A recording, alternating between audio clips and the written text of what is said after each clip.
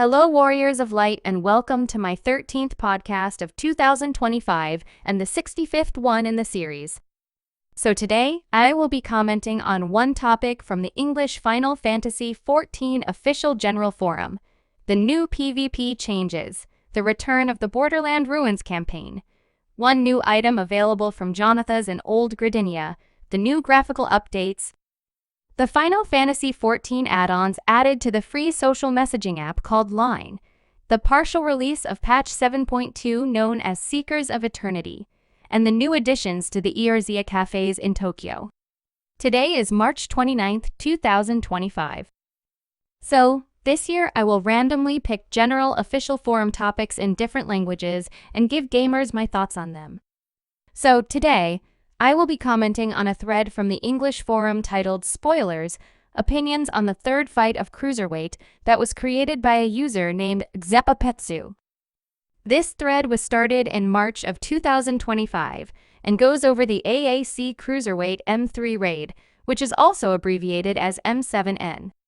So, this thread was one of many to discuss the new raid called AAC Cruiserweight M3, and there were a variety of opinions on the fight, ranging from comments like punishing but fair, confusing at first, and reduce the size of the boss.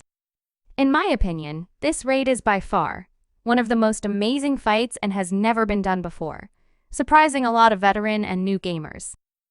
And I do agree that the fight is punishing and will require gamers to pay attention to the different fighting styles of the Brute Abominator. And yes, the boss is quite large and extremely fast.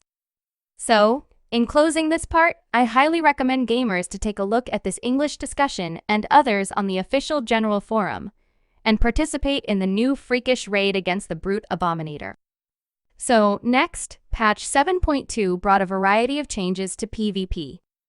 New PvP role actions were made available to Frontline, Rival Wings, and Wolves Den Pier.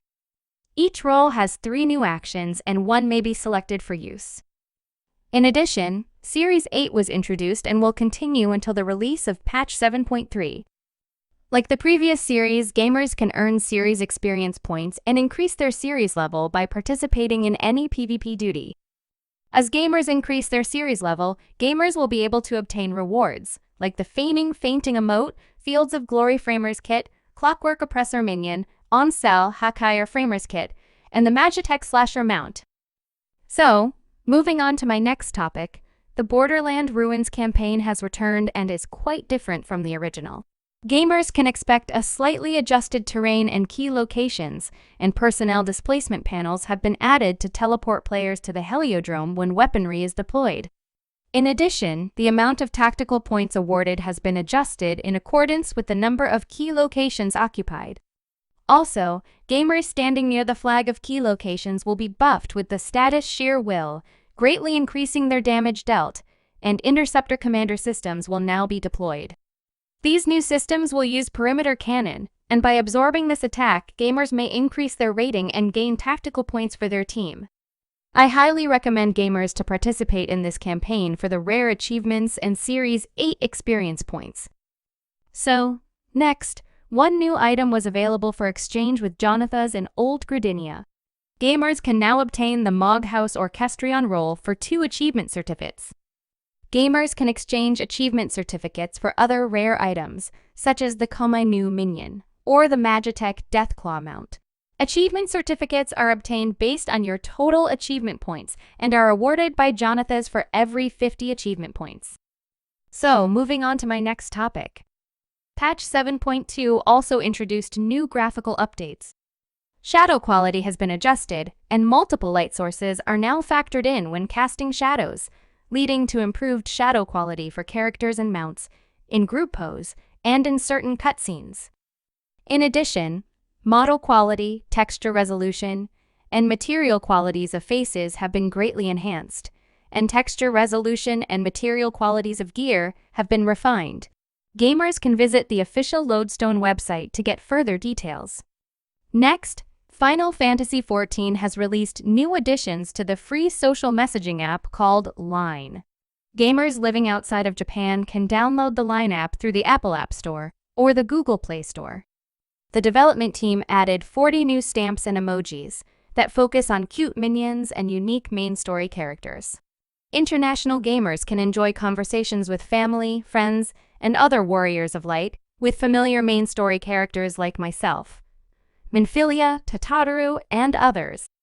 International gamers will be able to find more information and can get more details from the Japanese Lodestone website, or by downloading the free social messaging app and clicking the relevant Final Fantasy XIV links from the Japanese post. Next, patch 7.2, or also titled as Seekers of Eternity, was partially released last Tuesday and included new main scenario quests, new Corn Servant side quests, a new dungeon named the Underkeep, a new Unreal trial for Hell's Gear, and a new trial called Recollection. So later into the next few months, gamers can expect a new field operation named Crescent Isle, Mirage Island.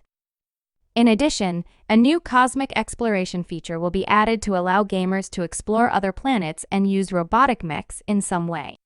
Gamers can also expect Mamulje Allied Society quests and more Hildebrand adventure quests. Furthermore, phantom weapons will be obtainable through new weapon enhancement quests by working with Geralt Blackthorn, the legendary blacksmith for all relic weapons in Final Fantasy XIV. Lastly, 2 Eorzea cafes in Tokyo will add new novelty coasters, more beautiful artwork, and a brand new menu. Now until April 7, the Eorzea Cafe in Akihabara, or the Electronics Mecca in Japan, and the Eorzea Cafe in Osaka will host these events. Gamers that live outside of Japan and are interested in these upcoming events can make travel arrangements through Rakuten Travel and book both tickets and hotel rooms. And that's all I have for my 13th podcast for 2025. If you enjoy my podcasts, you can subscribe to my English podcast channels on YouTube and Rumble, and my Russian channels on RooTube and VKontakte. Also, you can follow me on X, formerly known as Twitter, under Dynamis Ryne. Each week, I try to answer comments and questions found on my channels through my weekly podcasts. Feel free to post on my social media platforms and subscribe. Thank you for watching. See you next time.